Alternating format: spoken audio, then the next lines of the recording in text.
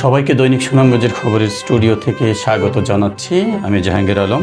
গতকাল ছিল 22শে শ্রাবণ, কবিগুরু রবীন্দ্রনাথ ঠাকুরের প্রয়াণের দিন।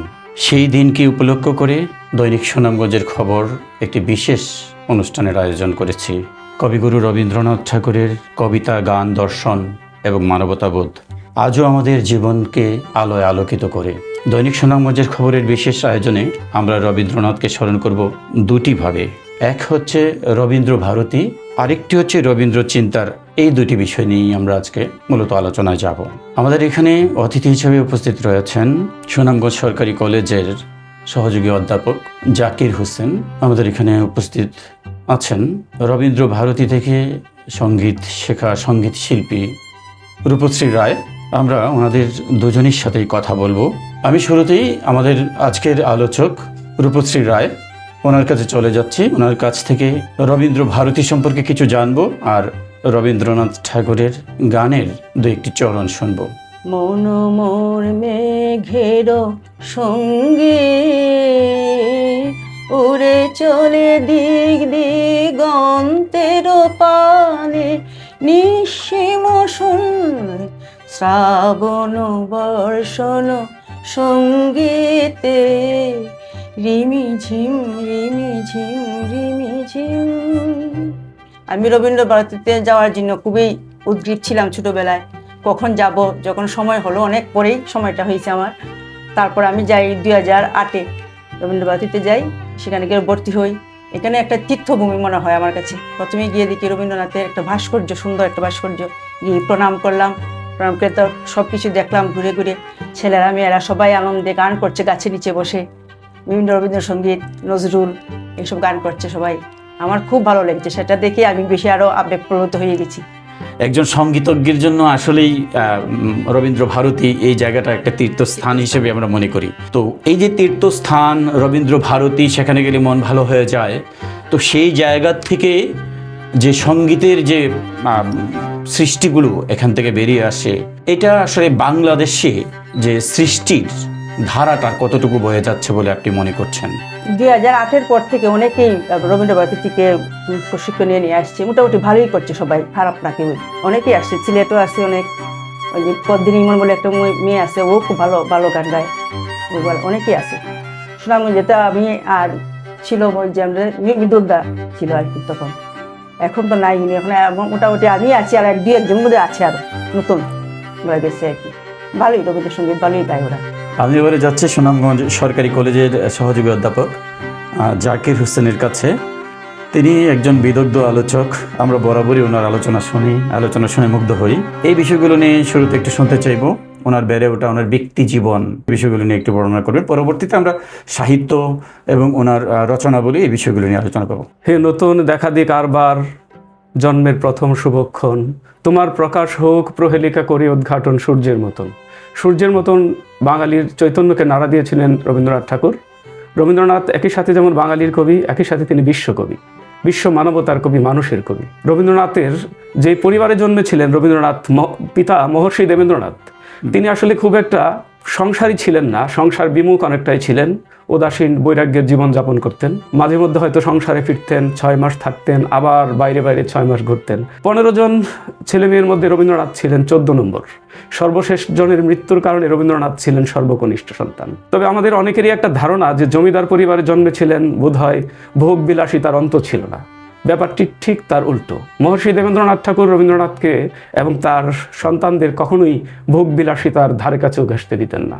রবীন্দ্রনাথ নিজেও তার আমার ছেলেবেলায় উল্লেখ করেছেন, আমি ছিলাম সংসার পদ্মার বালুচরের দিকে। অর্থাৎ একেবারেই অনাদর অবহেলায় অতি সাধারণ জীবনযাপনে অভ্যস্ত ছিলেন রবীন্দ্রনাথ এবং তার ভাই বোনেরা। 6 বছর বয়সে রবীন্দ্রনাথকে স্কুলে দেওয়া হয়, ওরিয়েন্টাল সেমিনারিতে। 8 বছর বয়সে রবীন্দ্রনাথের যখন উপনয়ন হয়, তার পরপরই রবীন্দ্রনাথের পিতা মহর্ষি দেবেন্দ্রনাথ রবীন্দ্রনাথকে নিয়ে গিয়েছিলেন বোলপুরে, ডালহৌসিতে। আকাশের গ্রহ নক্ষত্র চেনালেন, প্রকৃতির নিবিড় সান্নিধ্যে গেলেন রবীন্দ্রনাথ ঠাকুর। খুব আশ্চর্যের বিষয়, প্রকৃতির এই সান্নিধ্য রবীন্দ্রনাথকে এমন বদলে দিয়েছিলেন যে পরে এসে স্কুলের গণ্ডিতে আর রবীন্দ্রনাথ থাকতে চাইলেন না। বিশ্ব প্রকৃতির সাথে তার যেন একটা ভেতরের বাহিরের একটা যোগাযোগ প্রতিষ্ঠিত হয়ে গেল। ঠাকুরবাড়ির ঐতিহ্য অনুযায়ী বাড়িতে উস্তাদ রেখে রবীন্দ্রনাথকে কুস্তিবিদ্যা থেকে শুরু করে অ্যানাটমি, ফিজিওলজি, বিজ্ঞান, চিত্রাঙ্কন এগুলো শেখানো শুরু হয়ে গেল। রবীন্দ্রনাথ শিখলেন সেখানে। আমার ছেলেবেলায় রবীন্দ্রনাথ এগুলো খুব ভালোভাবে উল্লেখ করেছেন। তো এই তত্ত্ববোধিনী পত্রিকায় খুব অল্প বয়সে 13 বছর বয়সে রবীন্দ্রনাথের প্রথম কবিতা প্রকাশিত হয় এবং সেটা তখনকার বিদগ্ধজনকে বেশ নাড়িয়ে দিয়েছিল। মাত্র 15 বছর বয়সে রবীন্দ্রনাথের বনফুল কাব্যের প্রকাশ হয়। এই রবীন্দ্রনাথের শৈশব সঙ্গীত, প্রবাস সঙ্গীত, ভানুসিংহ ঠাকুরের পদাবলীর মধ্য দিয়ে যে চিন্তার জাগরণ ঘটলো, সেটা যেন পরবর্তী সময়ের আমরা বলতে পারি একজন বিশ্বকবির আসলে সূচনা পর্ব শুরু হয়ে গেল।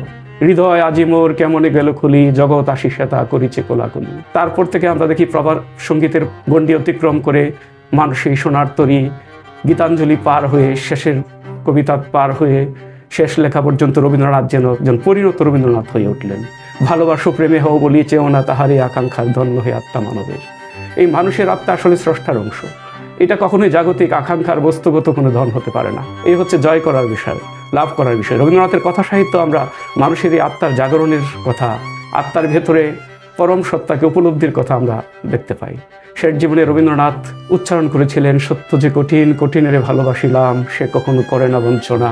এই যে সত্যকে উপলব্ধি করা মানে হচ্ছে ভেতরের পরম সত্তাকেই আসলে উপলব্ধি করা। তো রবীন্দ্রনাথের এই যে জাগতিক প্রথা ধর্ম, তার সাথে যে অন্তর্ধর্ম বা মানব ধর্ম, তার এক ধরনের দ্বন্দ্ব রবীন্দ্রনাথ উপলব্ধি করেছিলেন। সেটারই আমরা প্রকাশ দেখি রবীন্দ্রনাথের বিসর্জন নাটকে, যেখানে মাটির মূর্তি দেবীকে বিসর্জন দেওয়া হয়, কিন্তু মানুষরূপী যে মূর্তি সেটা যেন আসলে হৃদয়ে অধিষ্ঠিত হয়। রবীন্দ্রনাথের রক্তকরবী নাটকের যে নন্দিনী, সেই নন্দিনী আসলে প্রকৃতির কণ্ঠস্বর। আমরা দেখি যে প্রথম বিশ্বযুদ্ধের পর দ্বিতীয় বিশ্বযুদ্ধের প্রাক্কালে সারা পৃথিবীতে ফেসিবাদের জাগরণ, এক ধরনের পুঁজিবাদী ব্যবস্থার জাগরণ, সামন্তবাদী ব্যবস্থা ভেঙে যাচ্ছে।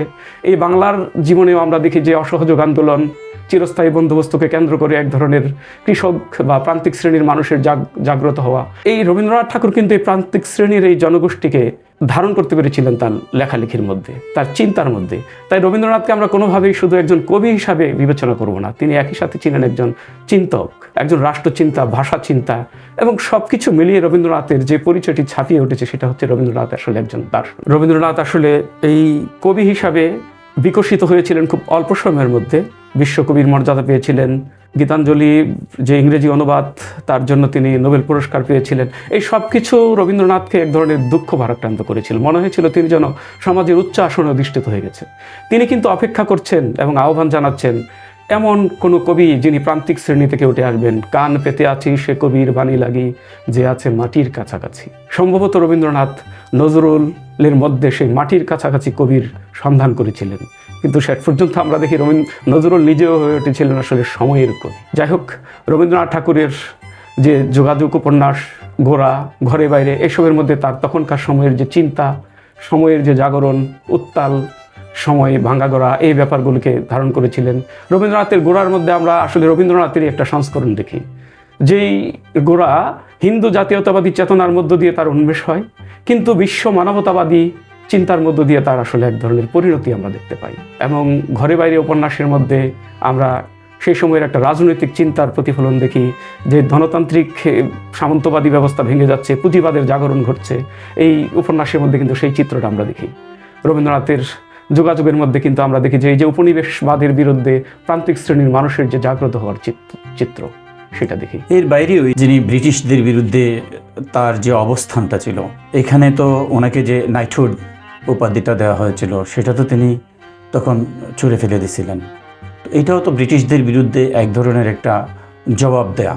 আমরা তাহলে কি বলতেই পারি যে রবীন্দ্রনাথ ব্রিটিশদের বিরুদ্ধে তার একটা দৃঢ় অবস্থান ছিল শুরু থেকে?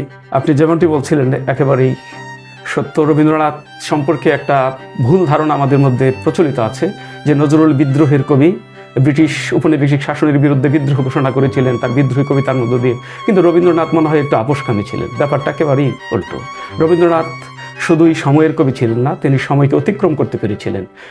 কিন্তু সময়কে ধারণ না করলে সময়কে অতিক্রম করা যায় না। এই যে ব্রিটিশদের দেওয়া নাইট পদবি, তিনি জালিয়ানওয়ালাবাগ হত্যাকাণ্ড, যেটা 1919 সালে মুহাজ্জিরদেরকে হত্যা করা হয়েছিল, তার প্রতিবাদে তিনি সেই পদবি বর্জন করেছিলেন। রবীন্দ্রনাথের কবিতার মধ্যেও কিন্তু সভ্যতার সংকট যে রচনা, তার মধ্যে কিন্তু ইংরেজ জাতির প্রতি রবীন্দ্রনাথের যে অগাধ বিশ্বাস, সেই বিশ্বাসের ভাঙনের কথা তিনি স্পষ্টভাবেই উচ্চারণ করেছেন। চারিদিকে নাগিনীরা ফেলিতেছে বিষাক্ত নিঃশ্বাস, শান্তির ললিত বাণী শোনাইবে ব্যর্থ পরিহাস। এর চাইতে আসলে সময়ের বিরুদ্ধে স্পষ্ট উচ্চারণ আর কি হতে পারে? সত্যি চমৎকারভাবে বলছিলেন। আমরা আবার রূপশ্রী রায়ের কাছে চলে যাচ্ছি। রূপশ্রী রায়, আপনার কাছ থেকে আমরা রবীন্দ্রনাথের গানের অংশ শুনতে চাই। আমার মন মানে না দিন রজনী, আমার মন মানে না। আমি কি কথা সরিয়া এতনু ভরিয়া পুলক রাখিতে নারী, ও গো কি ভাবিয়া মনে এ দুটি নয়নে উথলে নয়ন বাড়ি, ও গো সজনী আমার মন মানে না। সত্যি অসাধারণ। আমরা আসলে আমাদের দুঃখ কষ্ট যদি ভাগাভাগি করতে হয় তাহলে আমাদেরকে রবীন্দ্রনাথের কাছেই যেতে হয়। আবার কখনো আশ্রয় পেতে চাইলেও আমাদেরকে রবীন্দ্রনাথের কাছেই যেতে হয়। সেটা রবীন্দ্রনাথ ছাড়া যেন আমাদের বাঙালি জীবন অসম্পূর্ণ।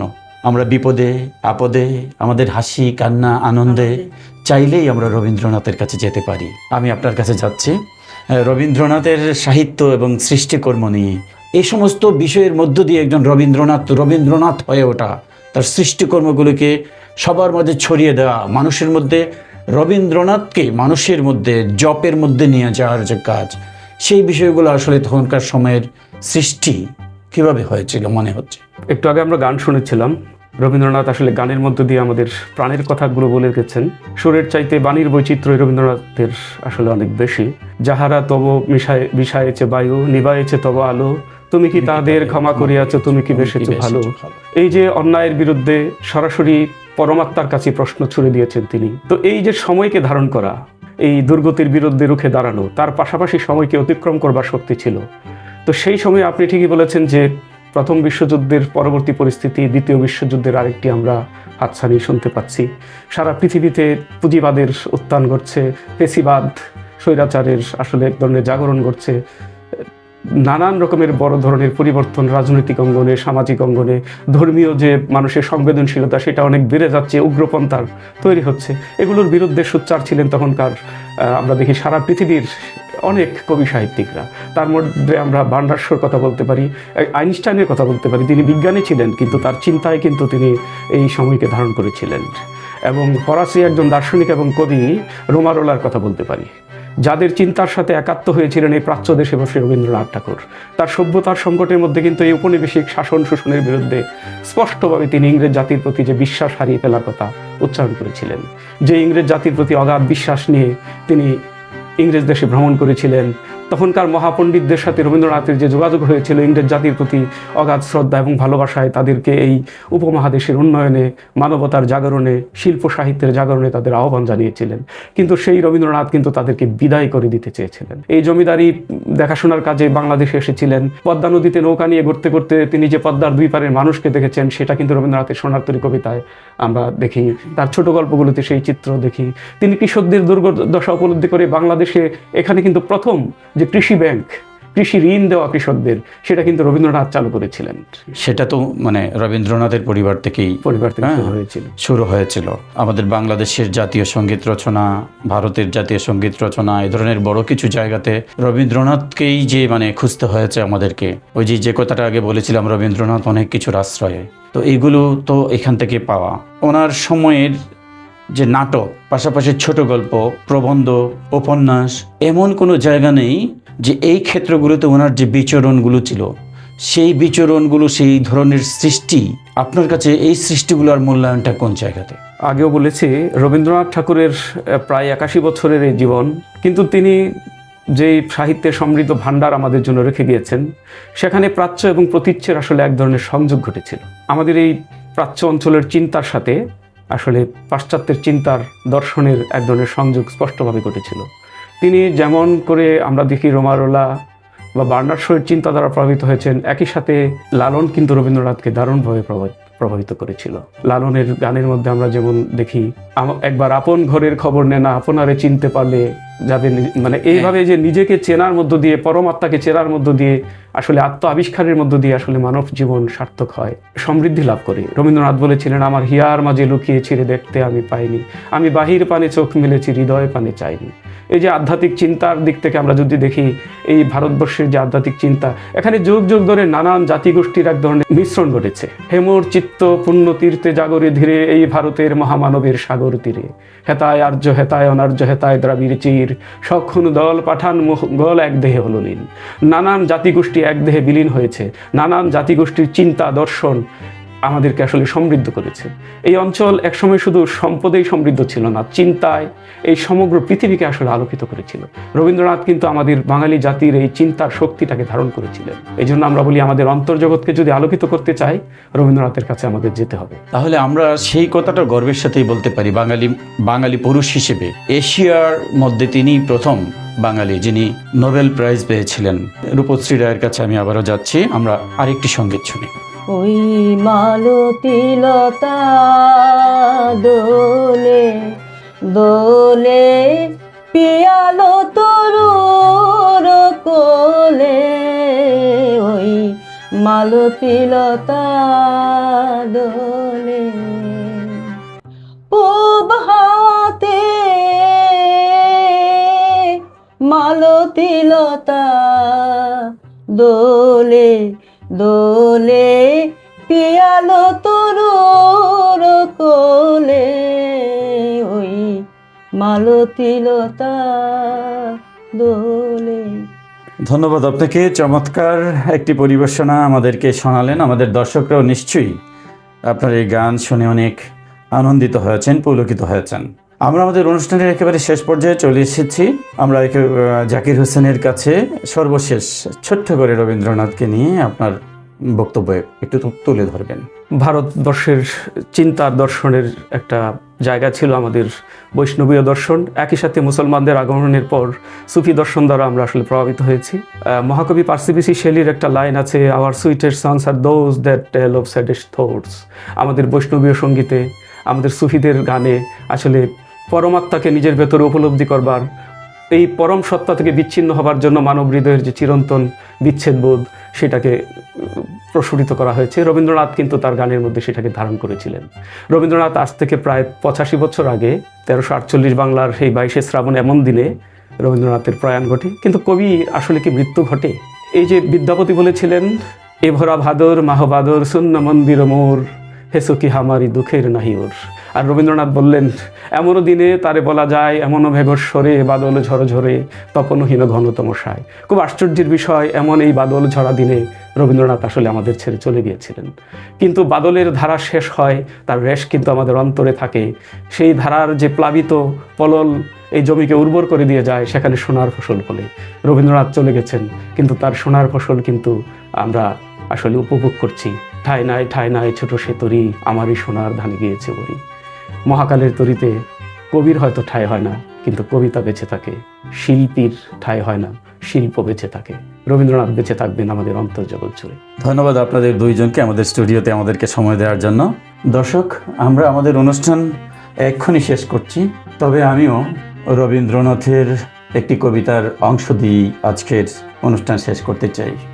রবীন্দ্রনাথের প্রশ্ন কবিতা, যেটি আপনি বলেছিলেন, সে কবিতাটা আমারও প্রিয়, সেটা দিয়েই শেষ করি আজকের অনুষ্ঠান। ভগবান, তুমি যুগে যুগে দূত পাঠায়েছ বারে বারে দয়াহীন সংসারে। তারা বলে গেল ক্ষমা করো সবে, বলে গেল ভালোবাসো, অন্তর হতে বিদ্বেষ বিষ নাশো। বরণীয় তারা, স্মরণীয় তারা, তবুও বাহির দ্বারে আজি দুর্দিনে ফিরানো তাদের ব্যর্থ নমস্কারে। আমি যে দেখেছি গোপন হিংসা, কপট রাত্রি ছায়ে হেনেছে নিঃস্ব হয়ে। আমি যে দেখেছি প্রতিকারহীন দেহের অপরাধে, বিচারের বাণী নীরবে নিভৃতে কাঁধে। আমি যে দেখিনু তরুণ বালক উন্মাদ হয়ে ছোটে, কি যন্ত্রণায় মরচে পাথরে নিষ্ফল মাথা কুটে। কণ্ঠ আমার রুদ্ধ আজকে বাসি সঙ্গীত হারা অমাবস্যার কারা। লুপ্ত করেছে আমার ভুবন দুঃস্বপ্নের তলে, তাই তো তোমায় শোধাই অশ্রু জলে। যাহারা তোমারে বিষায়াছে বায়ু, নিবায়াছে তব আলো, তুমি কি তাদের ক্ষমা করিয়াছ? তুমি কি বেসেছ ভালো? ধন্যবাদ সবাইকে।